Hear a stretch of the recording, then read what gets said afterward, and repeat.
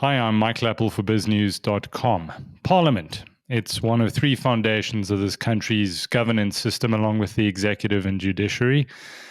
This, the legislative arm, mustn't only enact laws, it must monitor how the taxpayers' money is spent, how departments spend their budgets, and it must hold before it those who flout procedure and process and who disavow themselves of the oath they take to protect, defend, and uphold the Constitution.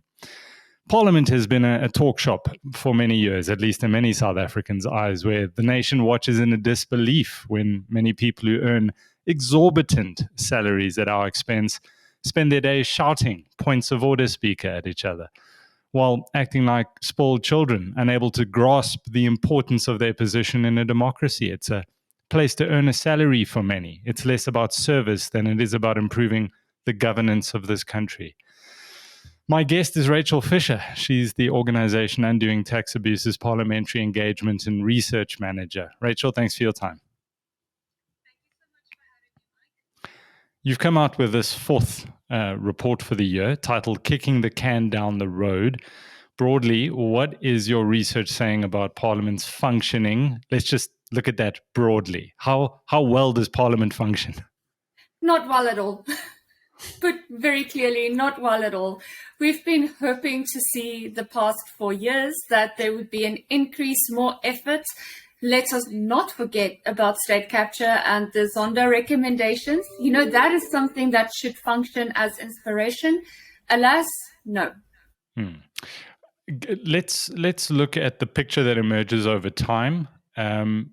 Is it improving? Is it stagnant? Is it on the way down? So, look, the previous reports were all very critical of the failure by parliamentarians to hold the executive to account. So even though MPs do say that they are critical and they are trying to work against the constant erosion of state institutions, we do not see that evidence. It's actually quite sad. If you want to say you would be more optimistic if it was stagnant, I mean, then at least, you know, it remains on a level. It doesn't get better or it doesn't get worse. But it isn't even stagnant. We feel that it is getting worse. That is why our report is called Kicking the Can Down the Road. It seems there are these regular or constant delays to actually be forceful. And now these delays just, lead to the erosion of state infrastructure, road, water. I see we're even getting watershedding now. So clearly, I mean, we're going backwards, aren't we? Mm-hmm. How is it possible, many people ask, to take the president or the ANC seriously when those who were fingered in state capture are kept within the fold? They are either backbenchers or they chair portfolio committees. They're in critical positions within Parliament. That is a massive slap in the face for the people of South Africa. Is that what you're finding, that these people just remain in critical positions? Absolutely, Mike. And as you rightly asked me, how is it possible to take them seriously? No, it's not possible to take them seriously. And as you've rightly indicated, we are dealing with members of Parliament, right, that have an oath to office. So they should put the public before party interests. But since the ANC, as the majority party, it goes to reason that in the portfolio committees, the majority of the portfolio committee members represent the majority party. So if there are issues being presented to the portfolio committee and they need to vote on something, chances are that it would go in favor for the majority, which is then, of course, the majority party, the ANC. So it's not effective. And we have been seeing how they still pander to party interests over and above those of the public. And this is a problem because essentially you're not serving the public.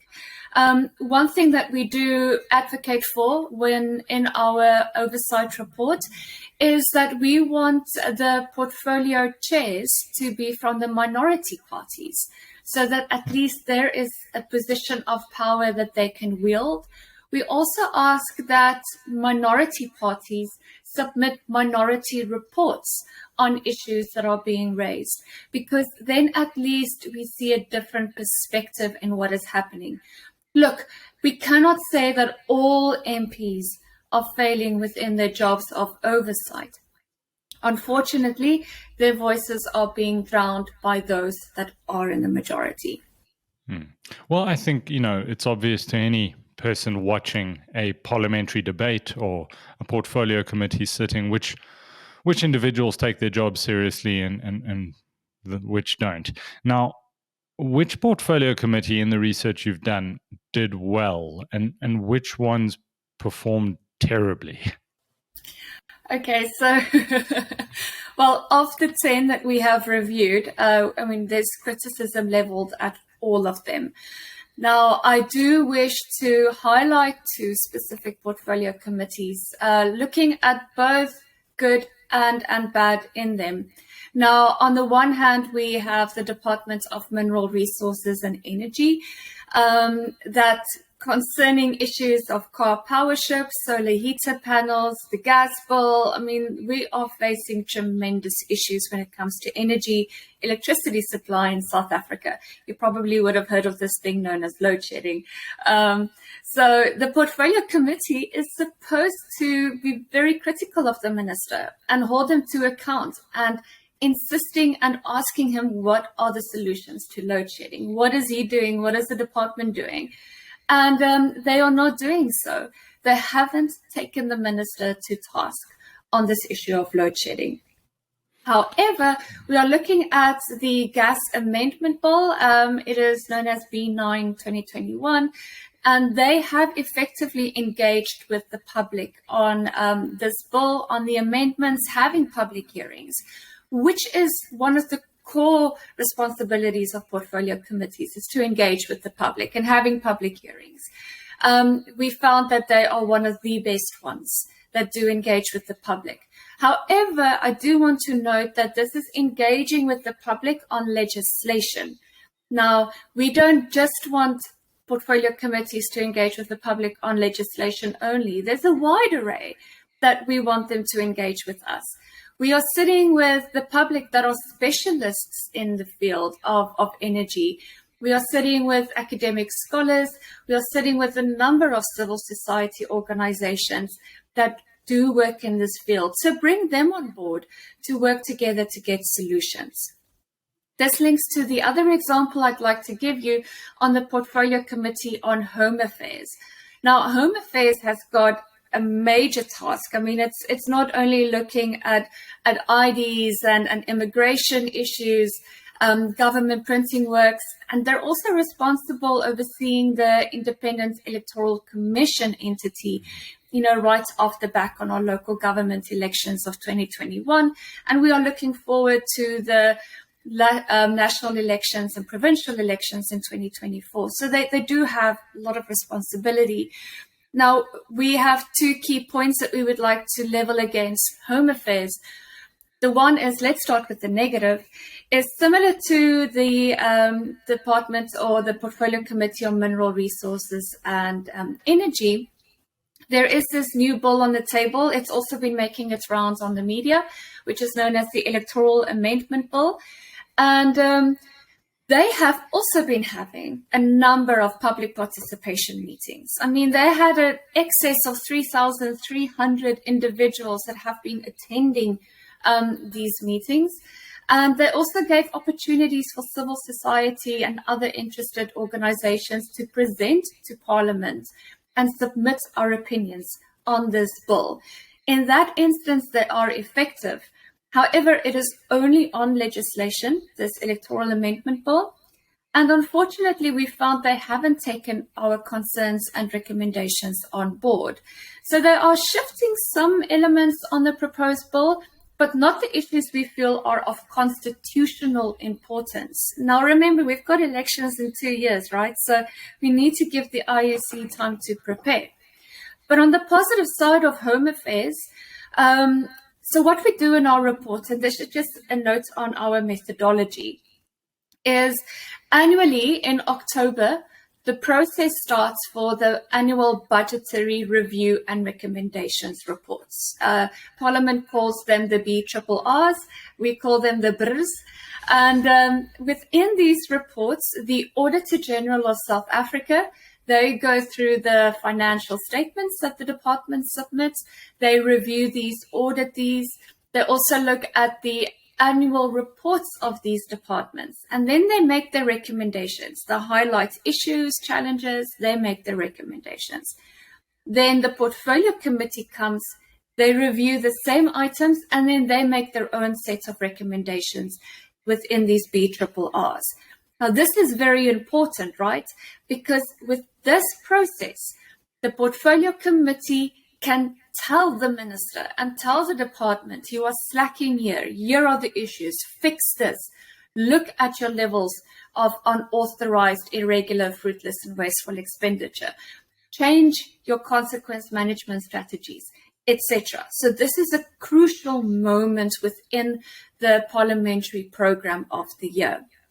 Now, what we have found is in December already of 2021, the minister, Dr. Oran Motsoaledi, he took each and every recommendation that the portfolio committee made, and he responded on behalf of the department, stating clearly, here is the recommendation, this is what the department is doing.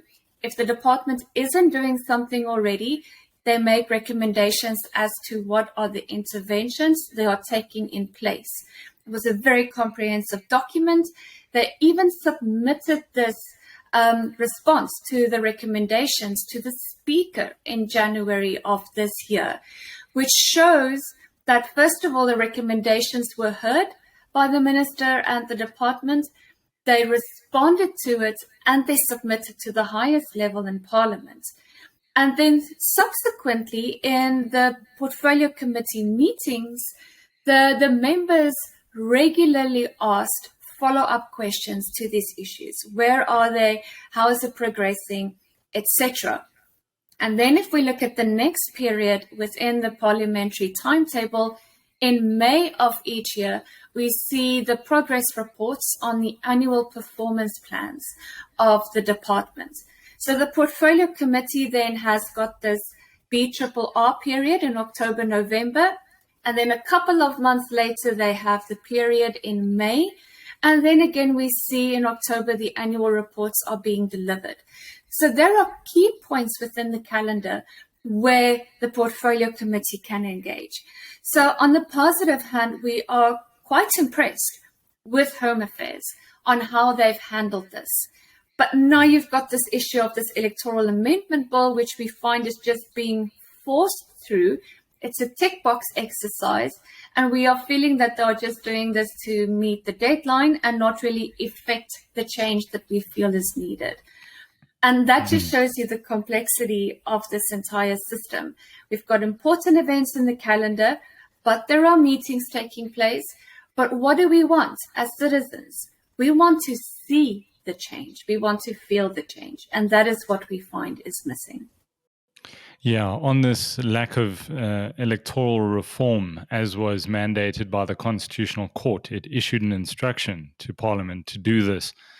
And they are failing. They're failing so badly that Mmusi Maimane, the former leader of the DA who's gone independent now, he had to start his own political party, BOSA, Build One South Africa, because he said that trying to be an independent candidate in this country and going up against political parties was so skewed towards political parties that it was like trying to run the comrades backwards with your shoelaces tied. I paraphrase him, but he said it's made so impossible by the lack of electoral reform. Zondo's recommendations, I heard the presidency spokesperson say yesterday that the president was mandated by the Chief Justice to come back to Parliament and say how he is going to enact change to make sure that that which was pointed out in state capture and that which occurred, and Parliament's role in particular, that it didn't provide proper oversight and accountability, and it didn't fulfill its mandate in terms of the Constitution to stop the so-called 9 wasted years, which many can argue continues to this day. Are you confident that Parliament is going to do what it has to when the president comes to it with these recommendations, how he plans to turn the situation around? Sure, Mike. On the one hand, I mean, we are doing this work as a civil society organization. If we weren't vested in the future of South Africa, we probably all would have run away, right? So let's say that we are optimistic that there are options for change. But Parliament wasn't mandated to wait for the president and his instructions and his own recommendations before addressing the Zondo recommendations. They could have started right off the bat to start effecting change and putting mechanisms in control, and they haven't. We've had engagements or feedback where they were saying, they can't do anything, they need to wait and hear what the president and what his findings are. No, you don't. You are there to oversee the executive. There is a reason why Parliament is there to be a balance to the powers of state organs, but also to have a separation of powers. They could have taken this and be proactive. So I am worried in the sense, if this opportunity was missed to be proactive, to be visible, that when it comes to that point, it's going to be lackluster. So within the State Capture Commission, I mean, the frequency by which the MPs were implicated is shocking and horribly disappointing. So in a majority of cases, it was very clear that they prioritized the party's interests over above the public, who they should be serving in the end.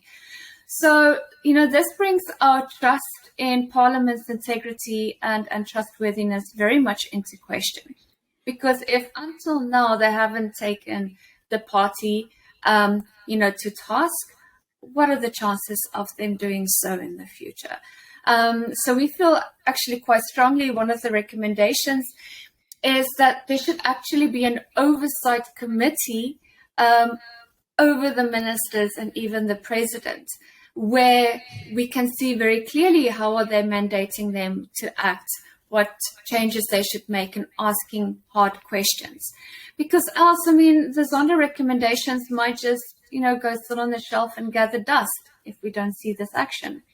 And, herein lies the ludicrousness of a situation like this. Let's say Parliament had started acting against those implicated in state capture, or departments or state-owned entities that had gifted billions to the Guptas. You would have somebody like, off the top of my head, Mosebenzi Zwane, who chairs the Transport Portfolio Committee, sitting there, and let's say he hauls in somebody from Transnet or PRASA and says, hey, why did you guys do what you did? And then they can turn around and go, hold on, aren't you the guy who flew off to Switzerland to help the Guptas buy that mine, which then earned millions and siphoned billions out of the country through Eskom? So, the entire process is predicated on the fact that you have to have honest and people of integrity who are asking the questions.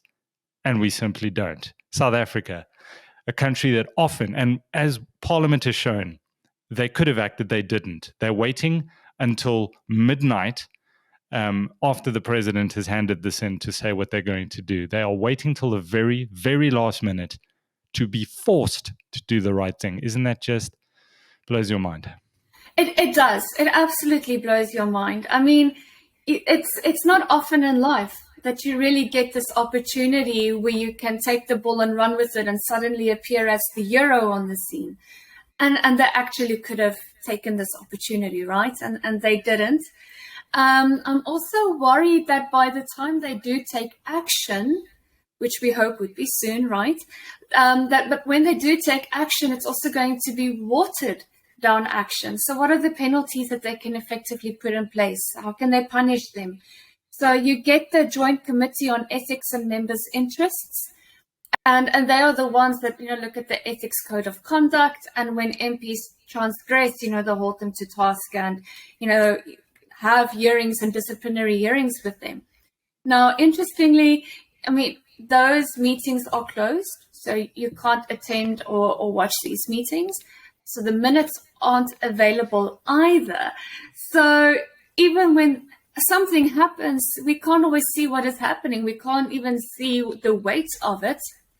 In some instances, every quarter you get a tabled committee report, and it would list some of the members that they've held hearings with, what were the transgressions, what was discussed, and then what is the decision on the penalty to be placed. And in many instances, the MP is only required to make an apology in front of the National Assembly. Now, I mean, if I know I can get away with some transgressions and I only need to apologize, I mean, if your moral compass is already questionable, how hard would it be for you to apologize but just go on with the same behavior? Therefore, we need a parliament with teeth that can actually bite. Yeah. While I've got you, this is my final question. I see the presidency has walked back and withdrawn that ministerial handbook, which effectively gave our very poor parliamentarians or members of cabinet, let me say, and the deputy ministers, which gave them unlimited power and water at the taxpayers' expense. Any comment on that being withdrawn? Should we celebrate in the streets that somehow the president has done the right thing here? Well, he's done the right thing due to the public's pressure, you know? So are you doing the right thing if you're being forced to do it? Shouldn't this just, come automatically to you? Our concern is, well, okay, let's give credit where credit is due. At least they have reacted and withdrawn it and said that they will review this. Yeah. That is good. I mean, else they just could have kept a blind eye and continue. We are concerned, though, how did this happen in the first place? So according to the Act, whenever these changes are made, it must be presented to Parliament, and Parliament must approve and sign off on it, and then only can it be published. So where have these meetings been and where have they taken place? OUTA did try to do some research to find the meetings and the minutes where this handbook was tabled and discussed. We couldn't find that. So it begs the question, did the president make these amendments and just taken it upon himself to publish it? So surpassing the official process, or did meetings take place not publicly available, where this was presented to Parliament and they approved it, which is very concerning, because then they approved it, which means they agreed to these changes, and then it was published. And then another consideration is, if this meeting did take place and you have majority and minority parties taking place and having their view and reviewing this handbook, but now you get of the opposition parties also making a noise over this handbook. Where were they when this was tabled in Parliament? Why didn't they make waves back then? But then it comes back to the original issue. Maybe this wasn't even presented to Parliament in the first place. So it's the president, just doing what he wants to do. Yeah, that'll be interesting to find out. I'm sure the DA, who act as sniffer dogs very often, I'm sure they're going to find this. I mean, they found this in the first place. So there was some surprise expressed by them, because it seemed that they had never, ever seen it, which would tend one to believe, and we're making assumptions here, that either it was buried in the T's and C's at the back of some memo that nobody read, or the president took a unilateral decision, unlawfully so then, I assume, and made this change, which there aren't many opportunities, Rachel. I would challenge you to tell me when the government has ever backtracked on something that was unpopular. I honestly can't think of too many things. So if the president has done this, and I'm going out on a limb here, it would lead me to believe that proper process wasn't followed, and this is to get people to stop digging. That's the assumption that I'm making here. I agree. There aren't cases. And I mean, let's look at an international example now with what's happened in the UK with the mini budget and the issues surrounding Liz Truss and the previous Chancellor, Kwasi Kwarteng, and he was sacked now 3 weeks after this mini budget due to the horrendous implications of the budget on the markets in the UK. I mean, the decision was made, it was tabled, and I know even their own party said that they weren't aware exactly of the content and the implications of this mini budget, that they haven't all approved this. But we see the consequence management. Yeah. Now, with the presidency backtracking on this ministerial handbook, I can't see what the consequences are going to be. It's just saying, sorry, we are reviewing this and, we're following now a new process. But an aspect we found utterly lacking in our review in this parliamentary oversight report, and the Auditor General found this, the portfolio committees found this, there's a severe lack in consequence management. So what are the consequences going to be? I doubt there are going to be any disciplinary hearings. There won't be any penalties. Nobody is going to be forced to be fired like this Chancellor in the UK. Why can't South Africa do the same? Yeah, last point before load shedding interrupts this discussion, and we actually had to schedule it earlier because of stage 4, but the tone-deaf nature of what the presidency's spokesperson said yesterday, he said, we're dealing with ministers and deputy ministers who in some cases, at a minimum, have 3 homes, because most of them will have their own home and then they'll have 2 state homes, one presumably in Cape Town and one in Pretoria, Brinturian or Johannesburg. And shame, that's very expensive for them. You say that in a country where people still use a bucket to go to the bathroom, where there are trenches at schools, there are pit toilets in this country, and people who earn over 2 million rand a year, to expect them to, shame, pay for water and electricity. I mean, come on, the tone-deaf nature. Yes, we can welcome the fact that this has been walked back, but one shakes one's head at this. Rachel Fischer, before load shedding kills this conversation, thank you so much for your time. I thank you, Mike. And yes, I mean, we can only try. We keep on putting pressure and we keep on having these dialogues. So thank you for the opportunity.